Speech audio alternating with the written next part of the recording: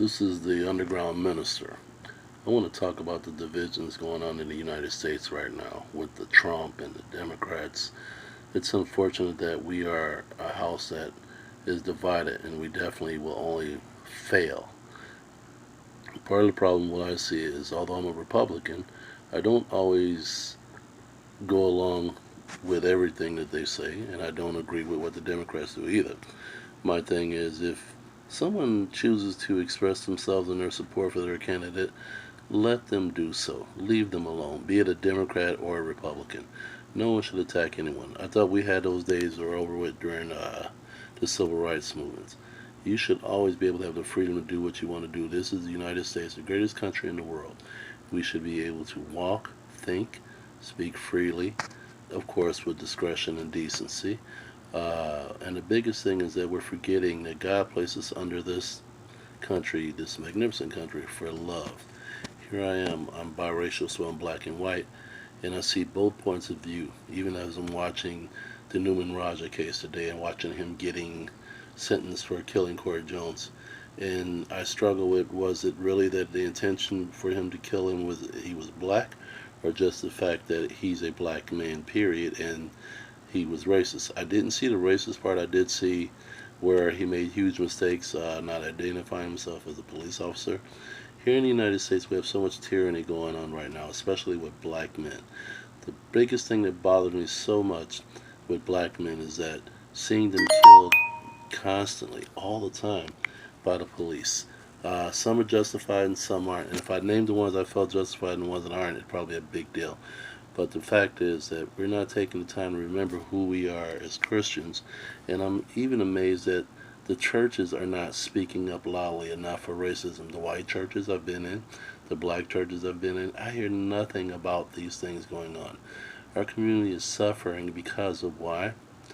Our own self lack of respect for one another, our own self indulgence in what we feel we think is right versus what God thinks is right. The most important thing we can do right now is to love one another.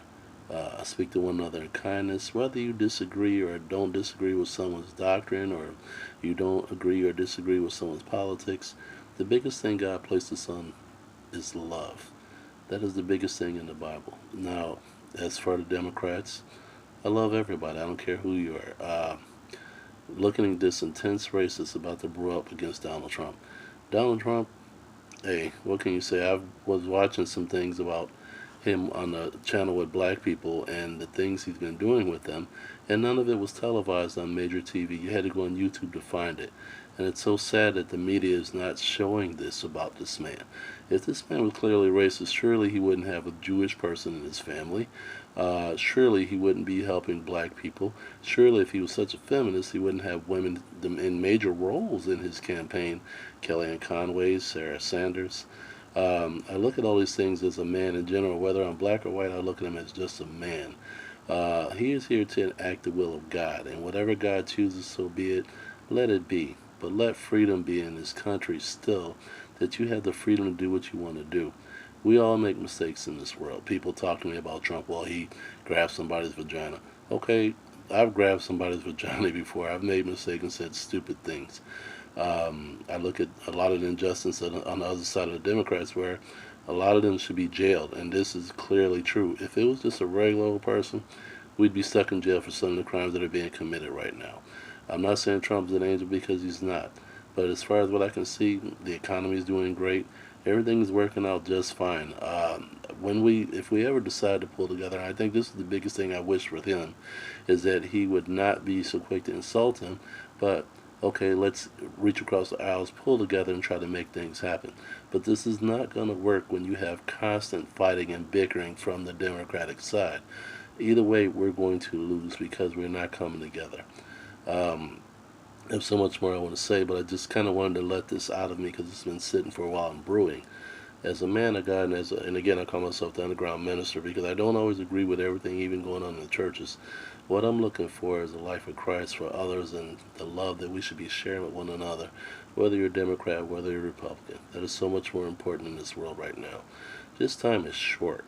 And it's just a matter of time before God comes back, and the first thing he's going to want to know is why we didn't, the commandment of loving one another. This is such a terrible thing. For myself, I want to always remember to love my brother, whether it's a Democrat or Republican, and always, whoever it is, Muslims, whoever, let us love each other. That's the most important thing in this world. God bless you.